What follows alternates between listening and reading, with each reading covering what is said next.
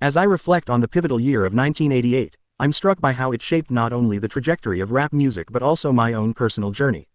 My name is Kelly Knoll, and I grew up in Grand Rapids, Michigan, attending Godwin Middle School in nearby Wyoming. Being biracial in a predominantly white area, I often felt like an outsider, especially when it came to my musical tastes. While most of my peers were headbanging to heavy metal, I was captivated by the raw energy and rebellious spirit of rap music. My father, Ronald Knoll, never quite understood my fascination with rap.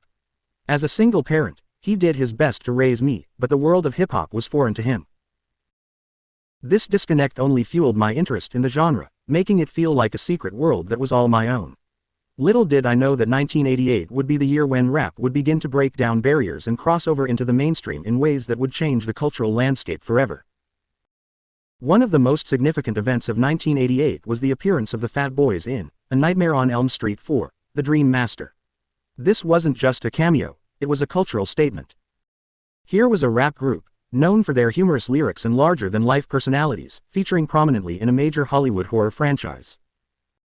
The Fat Boys, consisting of Prince Marky D, Kool Rock Ski, and the Human Beatbox, had already achieved significant success in the music world, but their foray into film represented something much bigger. For me, seeing the Fat Boys on the big screen was a revelation. It was as if a piece of my world had suddenly invaded the mainstream. I remember the excitement I felt when I heard about their appearance in the movie. It was validation that the music I loved wasn't just some niche interest, it had the power to reach a broader audience. The fact that a rap group could hold their own alongside Freddy Krueger, one of the most iconic horror villains of all time, was mind-blowing to me. The Fat Boys' appearance in the film wasn't just about exposure, it was about legitimacy. It signaled that rap artists were now being seen as marketable, mainstream entertainers capable of drawing audiences across different media. They brought their signature style to the film, infusing it with their brand of humor and energy. This crossover wasn't just a win for the group, it was a win for rap music as a whole, and for kids like me who saw themselves represented in popular culture in a new way. But the Fat Boys weren't the only ones making waves in 1988. That same year, DJ Jazzy Jeff and the Fresh Prince released their track, A Nightmare on My Street.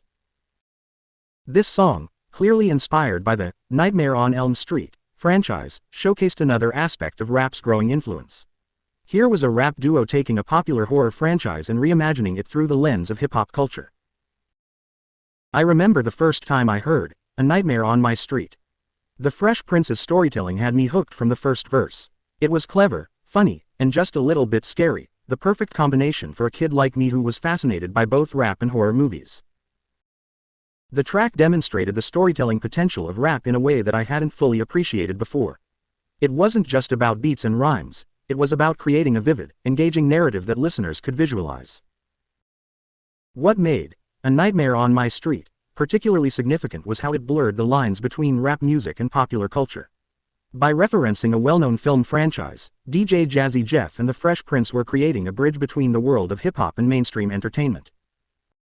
They were saying, in effect, that rap music could comment on, interpret, and even reimagine elements of popular culture. This approach wasn't without controversy. The track's similarity to the Nightmare on Elm Street franchise led to legal issues with New Line Cinema. But for me, this controversy only added to the excitement. It showed that rap was powerful enough to get the attention of major Hollywood studios. It wasn't just background noise anymore, it was a force to be reckoned with. The crossover of rap into film and television in 1988 wasn't just about individual artists or songs, it represented a broader trend of rap's integration into various forms of media. This was a two-way street. As rap found its way into movies and TV shows, elements of popular culture were increasingly being incorporated into rap music and videos. For a kid like me in Grand Rapids, this cross-pollination was eye-opening. Suddenly, the music I loved wasn't just something I listened to on my Walkman or watched on MTV Raps. It was showing up in movies, on TV shows, and in commercials. It felt like the rest of the world was finally catching up to what I already knew, that rap was more than just music, it was a cultural force. This increased visibility had a profound effect on both rap and mainstream culture. For rap, it meant new creative avenues and increased legitimacy. Artists were no longer limited to traditional music industry channels, they could now aspire to multifaceted careers that spanned music, film, and television. This opened up new possibilities for expression and allowed rappers to showcase different aspects of their talents.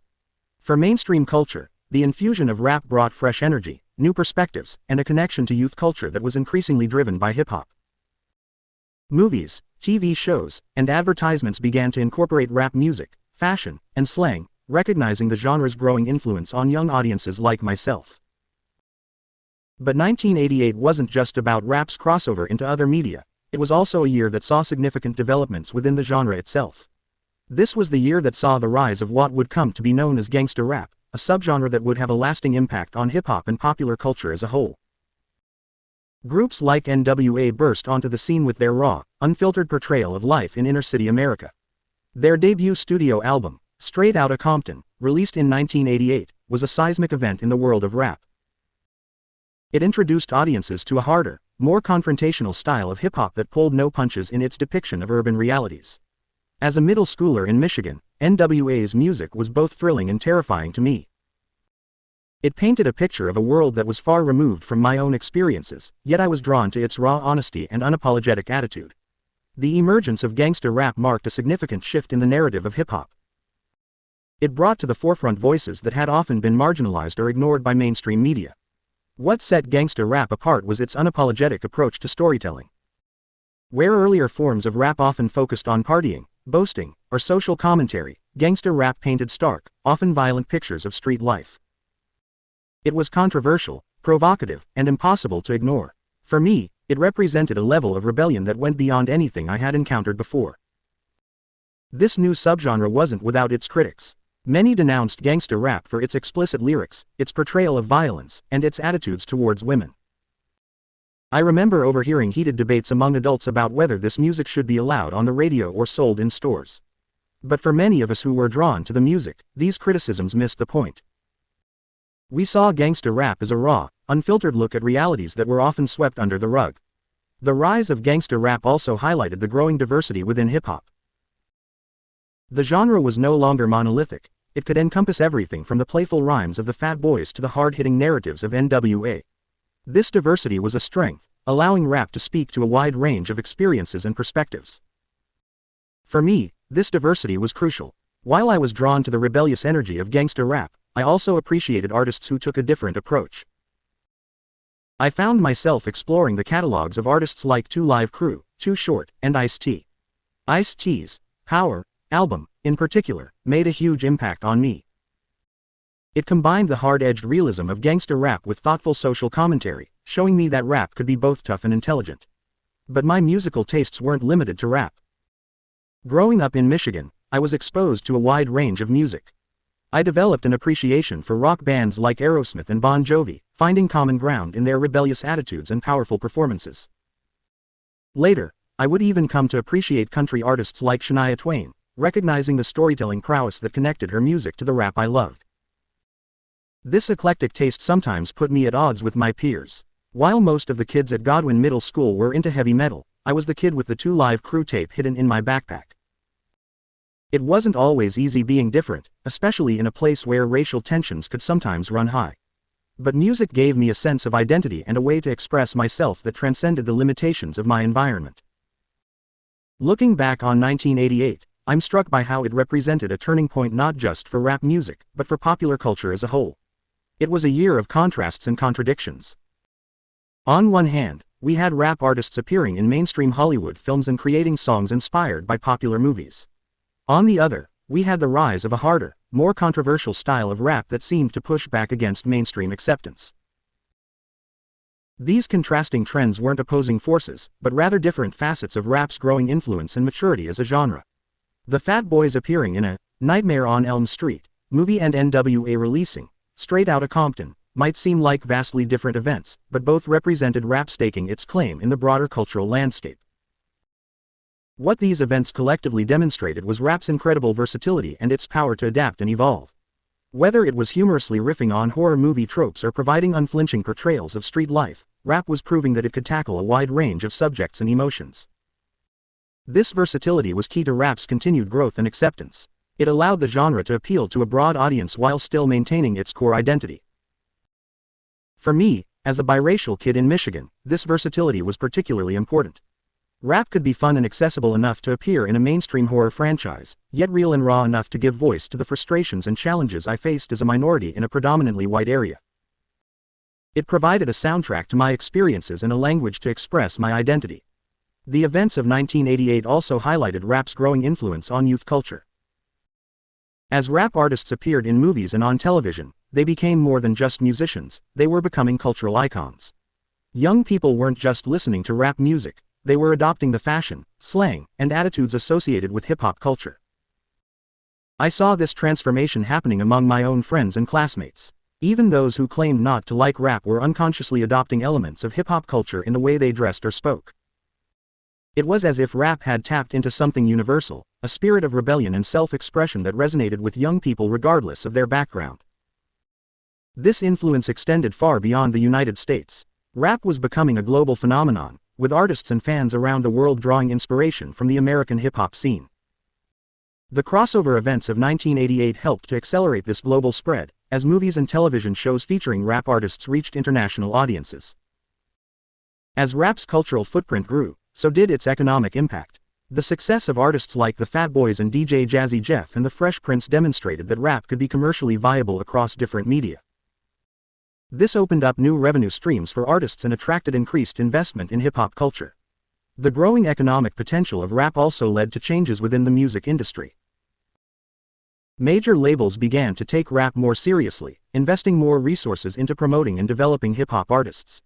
This had both positive and negative effects. While it provided more opportunities for rappers, it also led to concerns about commercialization and the potential loss of rap's rebellious spirit. For me, watching this transformation was both exciting and a little scary. On one hand, I was thrilled to see the music I loved gaining wider acceptance and recognition. On the other hand, I worried that as rap became more mainstream, it might lose some of the raw energy and authenticity that had drawn me to it in the first place.